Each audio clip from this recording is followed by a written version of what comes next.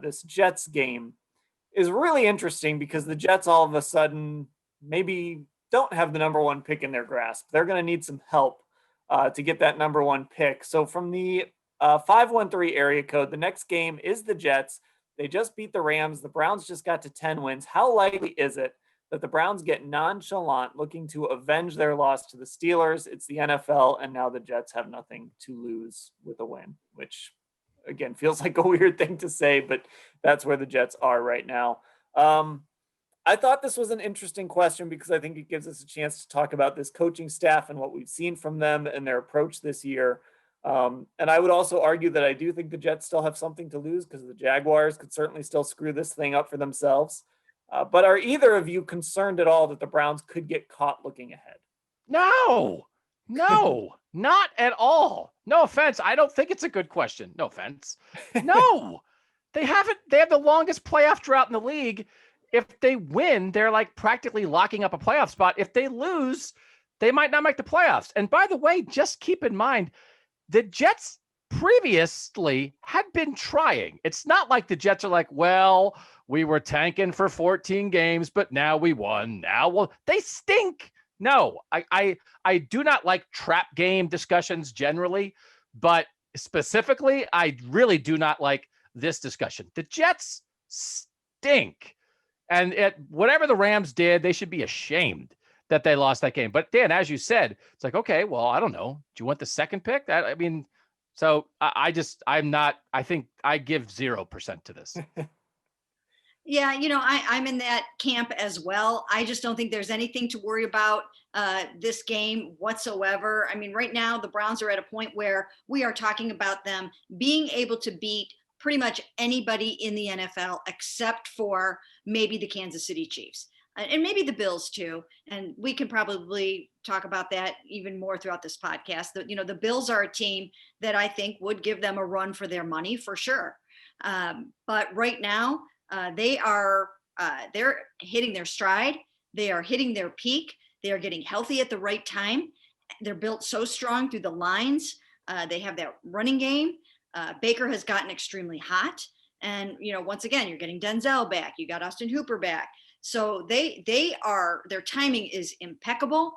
And I am not worried about them losing to the Jets at all. Okay, so see, this is why I asked this question, and this is why I kind of highlighted it here. I think that says something about this football team, and I think it says something about this coaching staff, because I think we've seen in the past, and this happens to every NFL team, they happen to the Rams, right? They show up and they lose a football game that they absolutely have no business losing. Obviously, the Jets, like you said, Doug, they're a terrible football team. Players don't tank, or organizations tank. Players don't tank. It's too hard to ask players to do that in the NFL. It's not like in the NBA. But, it would shock me if like Kevin Stefanski and this coaching staff don't have the Browns ready to go on Sunday with a game plan that is just going to probably look a lot like it did Sunday night, where they just show up and just efficiently take care of the Jets. And maybe they score more points. Maybe the deficit is bigger, whatever it is.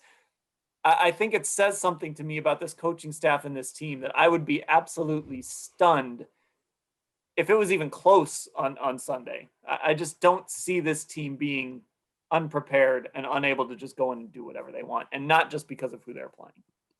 Listen, the Colts lost to the Jags in the first game of the year, right? And the Colts are in a playoff fight and the Jags haven't won since. So we get it. It's a league of parity. We get it.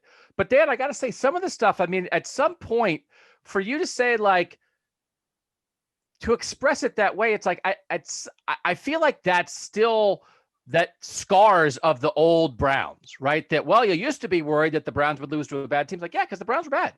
I just don't know. I don't know. I mean, the Saints lost to the Eagles last week, and the Eagles aren't very good. It does happen.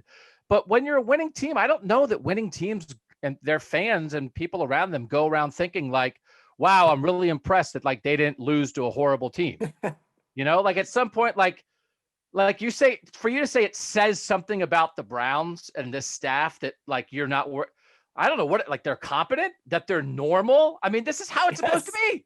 But I mean, like at some point, that's not the threshold anymore. It's like, okay, yeah, you're supposed to beat the Jets every now and then. You don't beat them 100 out of 100. sometimes somebody jumps up and gets you, but man, nobody's expecting it. Nobody's walking around, and then nobody's particularly impressed with it. You just beat them. You just go beat them. And at some point, they're just going to be, I mean, there's not going to be anything to talk about. And I talk about this all the time with Ohio State. Good, boring. Ohio State is good, boring all the time. When Ohio State goes and beats Rutgers, I don't think it says anything about Ohio State. I just think Rutgers stinks and Ohio State kicks their butt. At some point, that's where we might get with the Browns. It doesn't say much about them. They're just quite a bit better than the team they're playing 3, 4, 5 times a year. And that's just how it works.